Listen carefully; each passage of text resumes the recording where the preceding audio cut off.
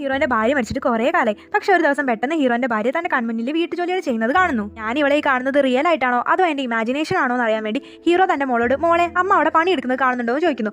ആ മോളാണെങ്കിൽ, അച്ഛ എനിക്ക് നിങ്ങളെ കൊണ്ട് ഇത്ര നാളായിട്ട് ഒരു ഉപദ്രവവും ഇല്ലായിരുന്നു, നിങ്ങളും അമ്മേന്റെ സ്വഭാവം കാണിക്കരുതെന്ന് പറഞ്ഞിട്ട് അവൾ ദേഷ്യപ്പെട്ട് അവിടെ നിന്ന് പോകുന്നു. ഇത് കേട്ടപ്പോൾ ഹീറോയ്ക്ക് ഭയങ്കര സങ്കടമാവാണ്. ഒരു ദിവസം ഹീറോ നോക്കുമ്പോൾ ആ ഭാര്യ മുറ്റത്ത് തുണി വിരിച്ചത് കണ്ടിട്ട് അയൽക്കാരനോട്, ചേട്ടാ എന്റെ ഭാര്യ അവിടെ പണിയെടുക്കുന്നത് കാണുന്നുണ്ടോ എന്ന് ചോദിക്കുന്നു. അതിന് അയൽക്കാരൻ, നിനക്കെന്താ ഭ്രാന്താണോ എന്ന് ചോദിച്ചിട്ട് ഹീറോനെ പുച്ഛിച്ചു വിടുന്നു. ഹീറോയെ അയാളോട്, നിങ്ങൾ പോയി നിങ്ങളുടെ പണി നോക്കാനായിട്ട് പറഞ്ഞ് ദേഷ്യപ്പെടുകയാണ്. ഹീറോന്റെ ഭാര്യ ശരിക്കും എങ്ങനെയാ മരിച്ചതെന്ന് വെച്ചാൽ അവർക്ക് അൽഷിമേഴ്സ് എന്നൊരു രോഗം ഉണ്ടായിരുന്നു. ആ രോഗത്തിനെ പറ്റി ഹീറോനോട് പറയാൻ തന്നെ പുള്ളിക്കാരി മറന്നു പോയിട്ടുണ്ടാവും. ആ ഭാര്യ ഇസ്തിരിപ്പെട്ടി ഓണാക്കിയിട്ട് വേറെ എന്തോ ഒരു ജോലിക്കോ. ആ സമയത്ത് അയൺ ബോക്സിൽ നിന്ന് തീ കത്താനായിട്ട് തുടങ്ങും. അവിടെ നിന്ന് രക്ഷപ്പെടാൻ അവർ നോക്കുന്നുണ്ടെങ്കിലും പോവേണ്ട വഴി വരെ മറന്നുപോകും. ഹീറോ ആണെങ്കിൽ ആ ഭാര്യനോട് അവിടുന്ന് പുറത്തു പോകാൻ പറയുന്നുണ്ടെങ്കിലും അവരത് കേൾക്കുന്നില്ല. കാരണം ഇത് ഓൾറെഡി നടന്നു പോയ ഒരു കാര്യം അതുകൊണ്ട് അതിന് മാറ്റാനായിട്ട് പറ്റില്ലല്ലോ. അവൾ ജീവിച്ചിരുന്ന കാലത്ത് അവളെ നല്ലപോലെ നോക്കാൻ പറ്റില്ലല്ലോ എന്നോർത്ത് ഹീറോ സങ്കടപ്പെട്ട് വൈഫിന് ഏറ്റവും ഇഷ്ടമുള്ള ഒരു പാർക്കിൽ പോയിട്ട് ഇങ്ങനെ ഇരിക്കും. ഇപ്പോഴാണ് ഹീറോയ്ക്ക് ഒറ്റപ്പെടൽ എന്താണെന്ന് ശരിക്കും മനസ്സിലായി തുടങ്ങുന്നത്. വീഡിയോ ഇഷ്ടപ്പെട്ടാൽ ലൈക്ക് ചെയ്യുക, സബ്സ്ക്രൈബ് ചെയ്യുക.